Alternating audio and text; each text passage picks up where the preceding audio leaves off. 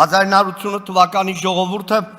դուրս եկավ ոչ միայն Արցախի, այլ Հայաստանի համար։ Մարդիկ դուրս եկան արժանապատվության, արժանամակարգի, հայրենիքի համար։ Եվ այդ շարժումն էր, որ կոտրեց խորհրդային կայսրության խարխրված պատերը Հայաստանում։ Հայաստանի անկախացման անհրաժեշտությունը դարձավ համոզմունք ոչ թե արցախյան հարցում ելք չլինելու պատճառով, այլ ոչ խորհրդային տարածքում մթնոլորտներ այդպիսին, Մերձ Բալտիկայից մինչև Վրաստան։ Եթե անգամ այս հարցում օրվա Հայաստանի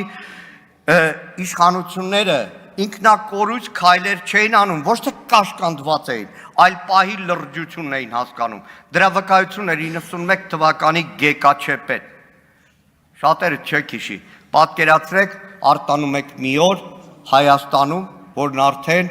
պատրաստում է անկախության ու խորհրդային միությունում ռազմական հեղաշրջում է տեղի ունենում։ Պատկերացրեք, եթե հաջողեր Գեկաչեպեն, ինչ էր լինելու։ Եվ Հայաստանի իշխանությունների լրջությունը ի հակադրություն Փաշինյանական իշխանության, որ խելքին ոնց փչի Ստեփանակերտում ինչ բղավի։ Ու վերջապես անկախության հռչակում հանրաքվե եւ զուգահեռ նույն process-ն արդեն Արցախի հանրապետությունում էր։ Ողջ աշխարհում էլ ազատագրական շարժումները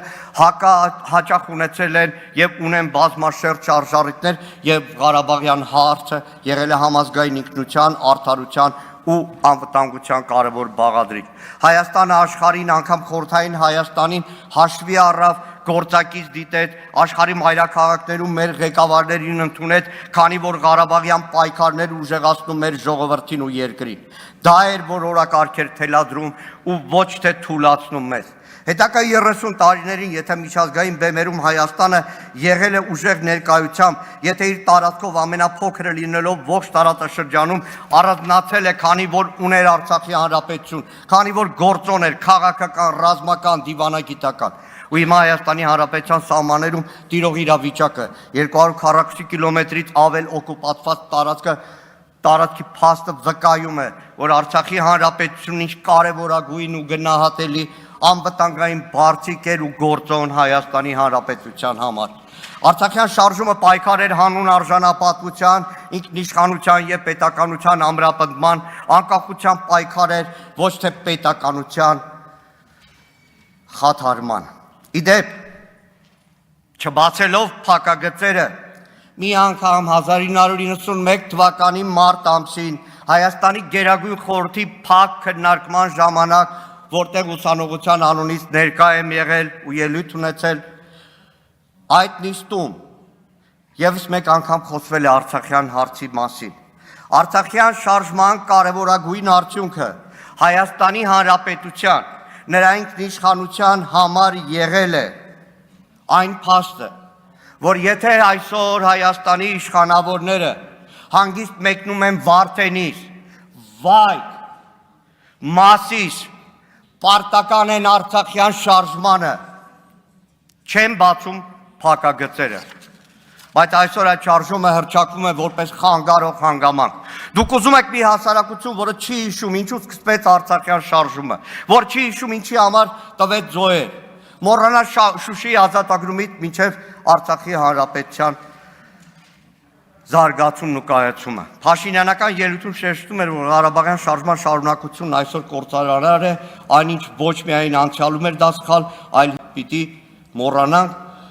պիտի վերջ դնենք այդ մտածողությանը։ Սա նոր հարձակման փորձ է մեր հավաքական հիշողության ու քաղաքական իմունիտետի դեմ։ Բայց եկեք շատ պարզ հարց տանք. ում համար է կործանարար Ղարաբաղյան շարժման շարունակությունը։ Կործանարները նրանց համար, որոնք ուզում են հաշտեցնել հայ մարդուն իրենց պարտավորության ու հայրենիքը թշնամուն շարունակաբար զիջելու հետ։ Նախ մի հստակեցում. Փաշինյանը հայտարարում է, թե այլևս չի լինելու Ղարաբաղյան շարժում։ Իրականում Արցախյան շարժումը ավարտվել է 1994 թվականին Ադրբեջանի եւ Արցախի պաշտոնական ներկայացուցիչների միջև կնքված զինադադարի փաստաթղթով։ Դրանից հետո այլևս Արցախյան հարցը դարձել է միջազգային քննարկման ինստիտուցիոնալ հարց։ Այդ պայքարով անկախացած Հայաստանում ինքնիշխանությունից ամենաշատ գոռացող այս քաղաքական ուժ անցնող տարիներին մեր երկրի ինքնիշխանությունն ինչպես է ապահովում։ Օտար երկրների դրոշները սահմաններին պարբերաբար տնկելով, մեկ ռուսական դրոշներն են, հետո փոխին Եվրամիության դրոշներ, Հասավ այնտեղ, որ մեր սուվերեն տարածքում գործարան կառուցելը պաշտպանելու համար տնկեցին Ամերիկայի Միացյալ Նահանգների դրոշը, դա էլ չօգնեց։ Հիմա ով է ցանկանում ու կործանում մեր անկախությունը, որ մեր երկրի ծննդյան վկայական անկախության հռչակագիրը ցանկանում է ջնջել արտաքին պարտադրանքով ու թելադրանքով։ Իդեպ ասեմ պարզ, երբ առաջին անգամ Փաշինյանի շուրթերից հնչեց Ղարաբաղյան շարժումը թույլ չտալու մասին հայտարարություն, միանգամից հիշեցի մեր գործընկերների հետ արտգործնախարարությունում, երբ որ ծանոթանում էինք Ադրբեջանի հետ քննարկող փաստաթղթի։ Մի դրույթ կար, որ արգելվելու է եւ այլն, ագերը պաշտոնյացի Փաստորեն սրանով դաշնակցությունը փակելու եք, կատակի տվեց, բայց չասեց չէ։ Սա է մեխը։ Փաշինյանը ոչ թե համոզված է ասում շարժում թույլ չտալու մասին, այլի կատար է ասում առայժմ չվավերացված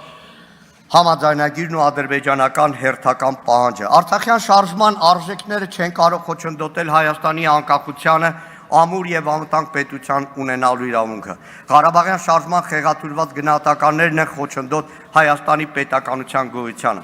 Հաջորդ արդեն տևական ժամանակ շրջանառվող թեզը, որ Փաշինյանի մանիֆեստի մեխերից է, թե տեղի ունենում իրական Հայաստանի սոցիալ-հոգեբանական հեղափոխություն։ Եվ դրա արձանագրումներից մեկն է պետություն եւ հայրենիք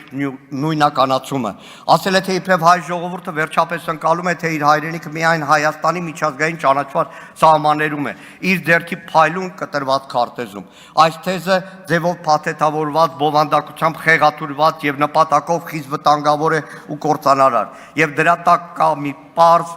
ուղերձ. մոռացեք այն ամենը, ինչ դուրս է այդ քարտեզից։ Սա դեկլարատիվ կապիտուլյացիա է մեր պատմության, ինքնության ու հիշողության հանդեպ։ Հոգեբանական հեղափոխության քողի տակ դուք իրականում կերտում եք ազգային մոռացում։ Հայրենիքը քարտեզով չեն սահմանում։ Հայրենիքը ստեղծվում է հիշողությամբ, մշակույթով, հաղթանակներով, հանուն հայրենիքի նահատակվածներով։ Պետությունը սահման ունի, հայրենիքը հիշողություն։ Ու երբ հայրենիքը դառնում է բեռ, պետությունը կորցնում է իր հոգին։ Պետությունը առանց հայրենիք ընդամենը վարչական մեխանիզմ է, երբ պետությունը զրկվում է հայրենիքի գաղափարական հենքից, այն դադարում է լինել արժեք, դառնում է կառավարելի, վաճառվող ու նույնիսկ հանձնվող։ Կիրանցի օրինակը դրա լավագույն վկայությունն է։ Առանց խղճի խայթի, առանց կսկիծի, պատով հպարտացող այս իշխանությունը։ Երբ հայրենիքը չկա պետականության հիմքում, ապա պետությունն այդ պահից սկսում է ծառայել ոչ թե ժողովրդին, այլ միայն վարչակարգին։ Փաշինյանը հայրենիք ու պետություն հակադրության մեջ հայտարարում է, թե բյուջեն, հարկը, օրենսդրությունը մեր հասարակության համար ատելի են, որովհետև դա պետական համակարգի ատրիբուտներն են, բայց դա չի, որ իրականում մեր հայրենակցի համար ատելի է։ Քաղաքացին ատում է ոչ թե հարկը, այլ անարդար գույքը հարկը։ Հայտարարագրումը, որքան էլ իշխանությունը դրան գունավոր փաթեթավորի, քանի որ դրանում անարդարությունն է տեսնում իշխանավորի կողմից։ Այս իշխանությունը փորձում է ստեղծել մի նարատիվ, որտեղ գոյություն ունի միայն խաղաղության օրակարգ, բայց առանց պատմության, առանց հիշողության, առանց ինքնության։ Մեզ հաճախ համոզում են, թե հայրենիքի մասին խոսելն այն ցյալամոլություն է, թե արժանապատվության պայքարը խանգարում է խաղաղությանը եւ թե ազգային ինքնության պաշտպանության պահանջը ռևանշ է, ռևանշիզմ է։ Այդ ֆաշիստների հետ կապ չունի։ Երբ պետությունը ձգտում է ազատվել իր անցյալից, նա իրականում փորձում է ազատվել պատասխանատվությունից։ Այս քաղաքականության շրջանակներում միջազգային օրակարգից հանվել է հայոց ցեղասպանության ճանաչման պահանջը, այն նույն ցեղասպանությունը, որի մասին բարձրաձայնելը մի ժամանակ համազգային պայքար էր, բայց հիմա կարծես այդ ամենը պետք է մոռացվի հանուն հերթական զիջման, հերթական խաղաղության հնարավորության։ Սիրելի հայրենակիցներ, մեր ազգը արժանի է հիշողության վրա հիմնված խաղաղության, ոչ թե մոռացության վրա կառուցված խաբկանքի։ Մեզ պետք է պետություն, որը չի վախենում բարձրաձայնել այդ ճշմարտությունը, որովհետև առանց ճշմարտության չի կարող լինել ոչ արդարություն, ոչ խաղաղություն, ոչ ապագա։